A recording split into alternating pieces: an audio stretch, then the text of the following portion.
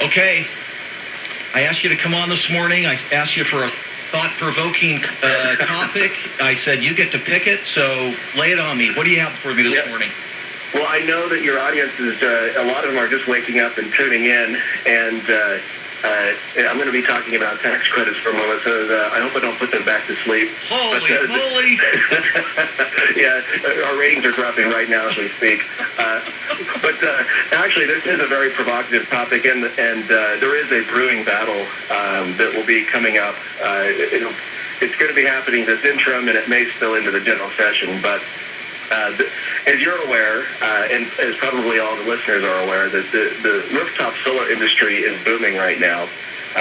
Just by the number of advertisements here on the radio and the number of companies that are coming into the state to install, rooftop solar systems on our homes to provide electricity, the business is doing really well and is growing at a dramatic rate, which I think is great. Having rooftop solar systems on our roofs makes for energy independence. It saves money. There's all kinds of reasons that we should be looking at this technology and adopting it. Hey, Jeremy, you could save the world, can't you? Well, we can save the world one rooftop at a time. Yes, thank you. That's a great buzz line. Yeah, but the problem is, and this is where we're always trying to balance competing interests, is that the state offers homeowners a $2,000 tax credit when they purchase one of these systems. So tax credits are a little different than the legislature spending money. Every year we get together and argue over where to put money, and that's a very public debate, and it happens every year, and everyone has some input. With tax credits, on the other hand, it's money that was decided in one debate at one time in the past. It was money that was deferred from coming into state coffers, and it provides special treatment to whoever performs a certain task that the legislature determined is going to receive the special treatment. And so in this case, taxpayers can receive $2,000 off their tax obligation if they purchase one of these systems. In the past, this hasn't really been an issue. The reason being is that the number of customers or purchasers of these systems has been relatively low. But with the industry maturing and innovating and the cost of the technology dropping tremendously, I think that the costs have dropped about 75% in the last 5 or 6 years.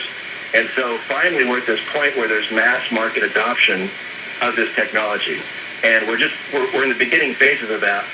But with the tax credit being where it's at, it now means that there's less money coming into state coffers than there was in previous years.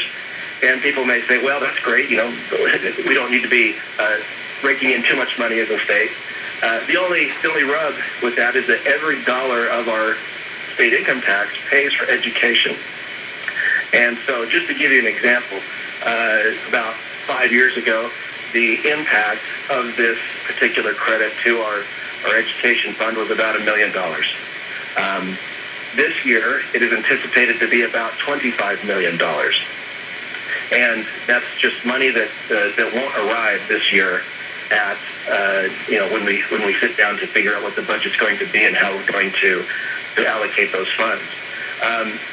Given the sensitivity of the state education budget and how scarce those funds are, we figure that now is a good time to reevaluate what we're doing and why we're doing it, to see if we can bring some balance to the situation and do that. So that is the rub of where we have now this exploding usage of this tax credit. And as you can imagine, the solar industry is really excited about this tax credit staying in place, and our education community not so much. Okay. There's always balance, isn't there? We got to find the right balance. That's right. And so we're actually going to be discussing this issue. We were supposed to discuss it this Wednesday, but we were digging into the weeds to make sure we had all of our figures correct, and we've discovered some wonky discrepancies that have to be ironed out, and we'll probably be working on the bill a little bit more to make sure it handles or addresses all the concerns that that have come up at this last minute. So that debate will probably occur sometime in the next 30 to 60 days, and we expect pitchforks and torches to be there for the meeting.